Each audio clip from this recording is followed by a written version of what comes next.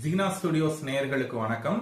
பார்வையற்றோருக்கான அறிவே துணை ஆய்வு மையத்தினுடைய தலைவர் கவிஞர் வே சுகுமாரன் ஐயா அவருடைய வீட்டுக்கு வந்திருக்கோம்.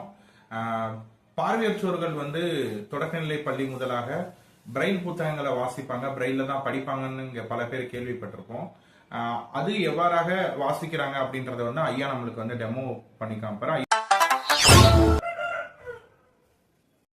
இதை எப்படி படிக்கிறோம்னா, நாங்கள் இப்போ பிரெயிலில் எழுதும்போது வேறு மாதிரி இருக்கும். அது இப்போ உங்களுக்கு காட்ட முடியல.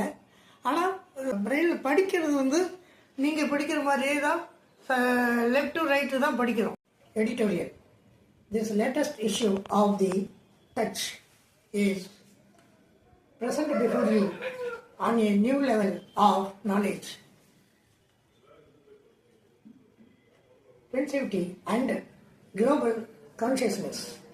As has been the aim of this magazine, we not only exchange information but also build a bridge of ideas that connects the heart and mind beyond the limits of sight.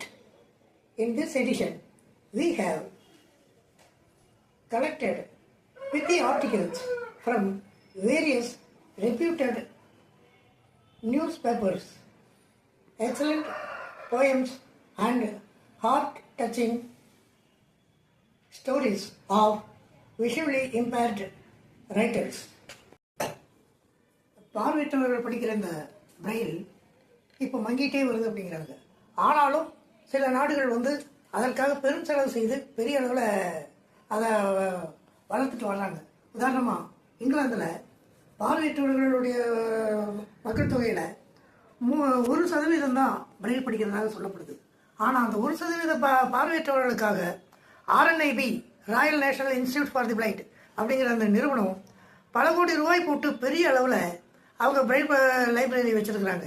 அப்படி ஒரு லைப்ரரியை, அப்படி ஒரு பார்வையற்றோருக்கான Tamil Braille நூலகத்தை நாமளும் தயாரிக்கணுங்கிற ஆசையில் தான் இந்த பார்வையற்றோருக்கான அறிவை துணை ஆய்வு மையம் செயல்பட்டு வருது.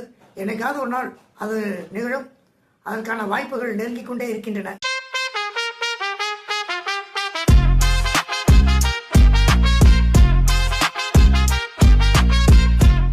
ஜீனா ஸ்டுடியோஸ் நேயர்களுக்கு வணக்கம். பார்வையற்றோருக்கான அறிவே துணை ஆய்வு மையத்தினுடைய தலைவர் கவிஞர் வே சுகுமாரன் ஐயா அவருடைய வீட்டுக்கு வந்திருக்கோம். பார்வையற்றோர்கள் தொடக்கநிலை பள்ளி முதலாக பிரெயில் புத்தகங்களை வாசிப்பாங்க, பிரெயில தான் படிப்பாங்கன்னு